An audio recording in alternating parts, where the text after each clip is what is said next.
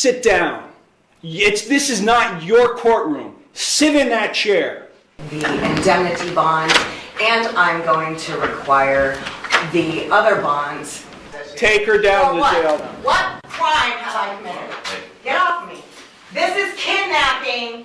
This is a false arrest. You are violating your oath, Mr. Iarochi. Court is now on the record in City of Conneaut versus Amber McHenry, 24 TRD 819. Ms. McHenry entered no plea to charges of no operator's license and expired plates, each of which is a minor misdemeanor, on December 17th, 2024. I scheduled it for a bench trial for January 8th of 2025. Ms. McHenry was given notice of that bench trial. I have a signed receipt in the file showing she got notice of that bench trial. Present on January 8th, 2025 was the law director along with a police officer. Ms. McHenry failed to appear. As a result of her failure to appear, I issued a warrant for her arrest. That was January 8th. It's now over a month later, February 11th, and Ms. McHenry is now turning herself in on the warrant. She is in the courtroom, and she is without an attorney. Ms. McHenry, why were you not here on January 8th of 2025? I have a question about the case. Ms. McHenry, sit down. This is not your courtroom. Sit in that chair. I have a question about the case. That's not the case number that I had. Yes, it is, Ms. McHenry. You've got other cases pending that are set for jury trial. The original case number that I had was like TDR like 0800 something. And 24 TRD 819. 819. Okay. I was just double checking on the case number. Can you repeat your question then? No. Why were you not here on January 8th? I put in an appearance and it was rejected and struck from the record, and I was sent a letter saying that I am not who I said I was. So I have a question about that because I don't understand. This is not a discussion here. This is not a conversation. I ask a question, you respond to my question. Now, this is typical behavior for you because you're a sovereign citizen. At least you claim to be. I've never claimed that. Well, your documentation that you file, including the one you filed today that did not have a correct caption or case number on it, is indicative of that.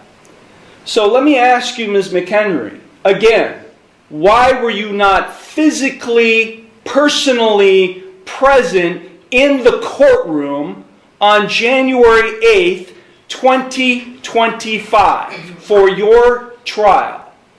I need the oath and bonds to be put for each person acting as a public official in this case who is acting as a public servant to be put on the record. And I also require the indemnity bond, and I'm going to require the other bonds. At this point, the issue is no longer the traffic charges. The court has an outstanding warrant for failure to appear, and the judge is trying to determine why that warrant should not be enforced.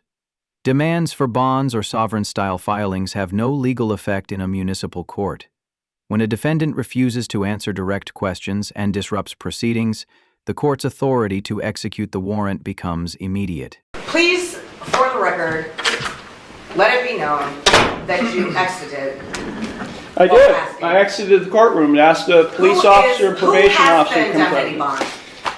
Where is the bill of particulars? The bond is being, the warrant is being executed. You're being taken into custody. Take her down to the jail now. I was not given the warrant. Take her down to the jail now. Why am I being arrested? Take her down to the jail now. What crime have I committed?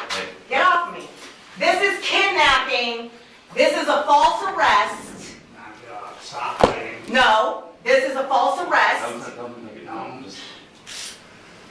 Okay, glad. This is kidnapping. They're violating my rights, my constitutional rights. I put in... I thought the Constitution didn't apply to you.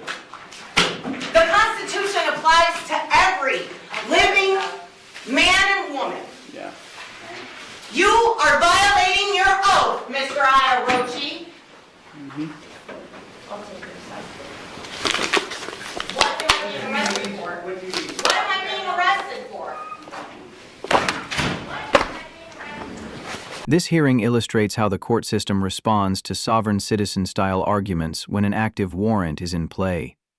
The underlying charges were minor traffic offenses, but the case escalated after the defendant failed to appear for a properly noticed bench trial. That failure triggered a lawful arrest warrant, which remained valid until resolved by the court. When the defendant appeared more than a month later, the court's task was limited and procedural: determine the reason for the failure to appear and decide whether the warrant should be lifted or enforced. Instead of answering that question, the defendant attempted to derail the proceeding by demanding indemnity bonds, questioning authority, and refusing to comply with basic courtroom instructions, tactics commonly associated with sovereign citizen ideology. Municipal courts are not required to litigate jurisdictional theories or pseudo-legal claims during an enforcement hearing. Judicial authority is established by statute, not by a defendant's consent. Once the defendant refused to sit, answer direct questions, or comply with courtroom orders, the judge's discretion narrowed significantly.